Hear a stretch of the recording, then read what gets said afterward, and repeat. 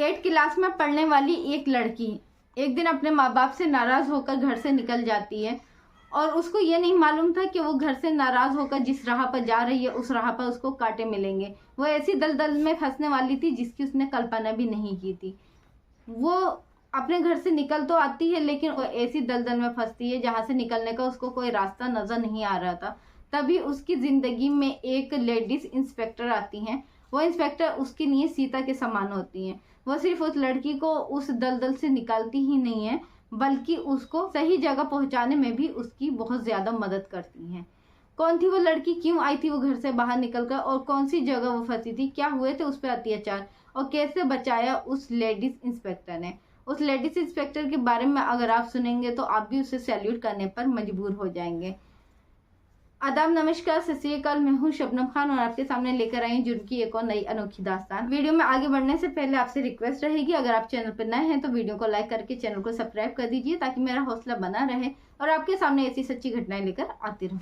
आज की ये सच्ची घटना है नई दिल्ली सेंट्रल जिला, वहीं की एक चौकी है कमला मार्केट। 17 जुलाई 2024 रात लगभग 10 बजे थे कि कमला मार्केट की चौकी की इंचार्ज किरण सेठी और उनके साथ एएसआई परमवीर और कांस्टेबल ममता, ये तीनों ही बैठे हुए थे, बातें कर रहे थे।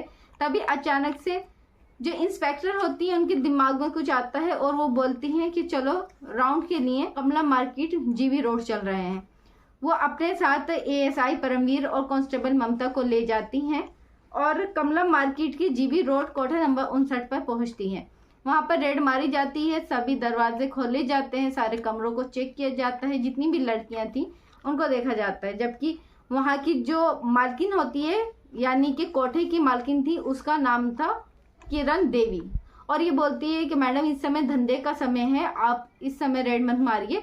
लेकिन जो इंस्पेक्टर थी किरण सेठी वो नहीं मानती, वो सभी कमरों को चेक करने का ऑर्डर देती हैं। सारी लड़कियां बाहर आ जाती हैं, सबको चेक किया जाता है कि इसमें कोई नाबालिग तो नहीं है, किसी को जबरदस्ती तो यहाँ नहीं रखा गया है। तभी एक कमरे का दरवाजा नहीं खुलता है। किरण सेठी उस दरवाजे को खोलने के आदेश देती हैं, वो दरवाजा खुलता है और एक लड़की ग्राहक के साथ बाहर आती है। वो दिखने में काफी हेल्दी थी, यानी कि हेल्थ हाइट से काफी सही लग रही थी, लेकिन चेहरे से हाव भाव से वो नाबालिग लग रही थी। तभी किरण सेठी बोलती हैं कि इस लड़की को कभी नहीं देखा पहले, ये नई है और ये नाबालिग लग रही है। तब उसके दस्तावेज यानी कि आधार कार्ड दिखाए जाते हैं, गवर्नमेंट आईडी प्रूफ दिखाकर बोला जाता है कि मैडम ये नाबालिग नहीं, ये बालिग है और ये लड़की तो बहुत पुरानी है, आपने शायद देखा नहीं होगा। लेकिन जो कमला सेठी इंस्पेक्टर होती है उनको शक होता है और वो अपनी टीम को कॉल करती है। कॉल करने के बाद इस लड़की को जांच के लिए हॉस्पिटल भेजा जाता है। मेडिकल चेकअप जब इसका किया जाता है तब पता चलता है कि इस लड़की की उम्र 14 से 15 साल है और जो उसके डॉक्यूमेंट्स बनाए गए थे वो सब फेक थे। फिर उस लड़की को पुलिस अपने साथ चौकी में ले जाती है। ले जाने के बाद उस लड़की से प्यार से पूछा जाता है कि बेटा तुम मत घबराओ, हम तुम्हारे साथ हैं, हम तुम्हारी मदद करेंगे।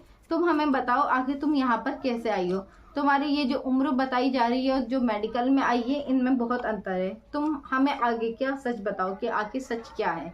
तब वो लड़की फूट फूट कर रोने लगती है और जब वो अपनी आप बीती सुनाती है तो वो सुनकर हर एक इंसान भावुक हो जाता है। वो बताती है कि मैडम मैं उत्तर प्रदेश की रहने वाली हूँ, मैं 8th क्लास में पढ़ती थी, तभी कबड्डी में मुझे गोल्ड मेडल मिला था। एक दिन मुझे सम्मानित करने के लिए स्कूल में बुलाया जा रहा था क्योंकि मैंने गोल्ड मेडल जीता था। मैं अपनी माँ से बोलती हूँ कि मुझे स्कूल बुलाया गया है, मैं वहाँ जाना चाहती हूँ, लेकिन मेरी माँ बोलती हैं कि आज छुट्टी है और सम्मानित करने के लिए बुला भी रहे हैं तो तुम्हें क्या जाने की ज़रूरत है, तुम घर पर ही रहो। वो मुझे जाने से मना कर देती है। मैं उनसे बहुत रिक्वेस्ट करती हूँ लेकिन वो नहीं मानती और मुझे घर में छोड़कर वो अपने काम से चली जाती हैं। लेकिन मैं उस समय बहुत ज़्यादा गुस्से में थी और मैं अपने घर से बिना किसी को कुछ बताए निकल आई। घर से निकल आने के बाद पास में ही रेलवे स्टेशन था, वहां पर जाकर ये लड़की रोने लगती है, बैठी रहती है काफ़ी देर तक। फिर एक ट्रेन आती है, बिना कुछ सोचे समझे ये उस ट्रेन में सवार हो जाती है। उसको ये भी नहीं पता था कि ट्रेन कहाँ जा रही है, जबकि वो ट्रेन दिल्ली की तरफ जा रही थी। ये लड़की ट्रेन में बैठकर रो रही थी, तभी उसके सामने एक व्यक्ति बैठा हुआ था। उस लड़की को जब देखता है रोता हुआ तो बोलता है बेटा क्या हुआ, तुम क्यों रो रही हो। पहले ये लड़की कुछ नहीं बोल पाती, फिर ये कुछ खाने की चीजें लाता है, उसको देता है और बोलता है मैं तुम्हारे बाप से मानूं, मुझे तुम अपना पिता ही मानो, मुझे बताओ आखिर क्या हुआ, शायद मैं तुम्हारी कुछ मदद कर सकूं। ये लड़की उसको सारी बात बताती है कि मैंने 23 जून 2023 को गोल्ड मेडल जीता है, मुझे सम्मानित करने के लिए बुलाया गया था, लेकिन माँ ने मुझे मेरी जाने नहीं दिया, इसलिए मैं नाराज होकर घर से निकल आई हूँ। ये व्यक्ति बोलता है कि तुम बिल्कुल परेशान मत हो, तुम्हें परेशान होने की जरूरत नहीं है, ये ट्रेन दिल्ली जा रही है और मैं भी दिल्ली ही जा रहा हूँ। मेरी एक बेटी तुम्हारे बराबर ही है जो जॉब करती है, तुम भी मेरे साथ चलो, मेरे घर रहना, मेरी बेटी के साथ जॉब करना, वो तुम्हारी अच्छी दोस्त बन जाएगी। इस लड़की को ऐसा लग रहा था शायद उसने घर से निकलकर कुछ अच्छा किया है, उसको उसकी मंजिल मिल गई है, यानी कि उसको घर भी मिल रहा है और साथ ही जॉब भी मिल रही है, लेकिन वो नहीं समझ पा रही थी कि जो सामने है उसके मन में क्या चल रहा है। ये उस पर भरोसा करती है, उससे घुल मिल जाती है, अपनी बातें करने लगती है। तभी ये बोलती है कि मुझे भूख लग रही है। इसको खाना खिलाने के लिए वो कोई चीज ला के देता है, लेकिन उसमें कुछ नशीला पदार्थ मिलाया गया था। ये खा लेती है, उसके बाद इसको उतार कर ये अपने घर ले जाता है, लेकिन नशीला पदार्थ जो चीज में मिलाकर इसको दिया गया था उसकी वजह से ये होशो हवास में नहीं थी, इसको नहीं पता था कि इसके साथ आखिर क्या हो रहा है।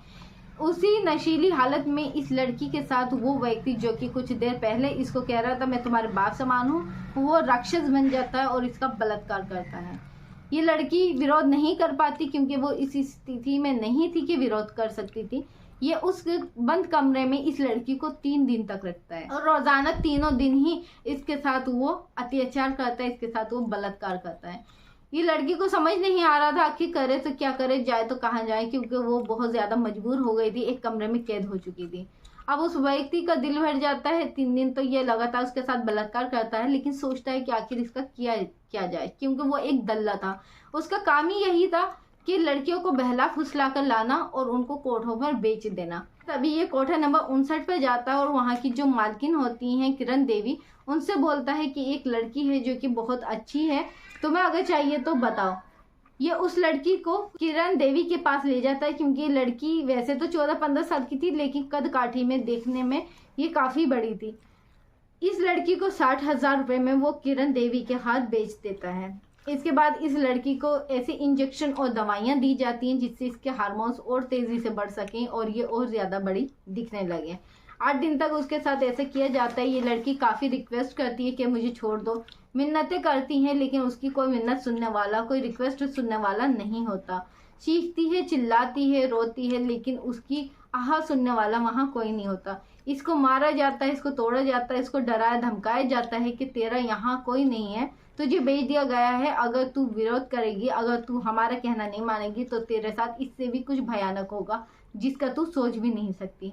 आखिरकार ये लड़की करती भी तो क्या करती, ये अपना हथियार डाल देती है, यानी कि मजबूर हो जाती है उनकी बात मानने के लिए, और फिर इसको भी धंधे पर लगा दिया जाता है। रोजाना कस्टमर इसके साथ आते थे और इसका शोषण करते थे।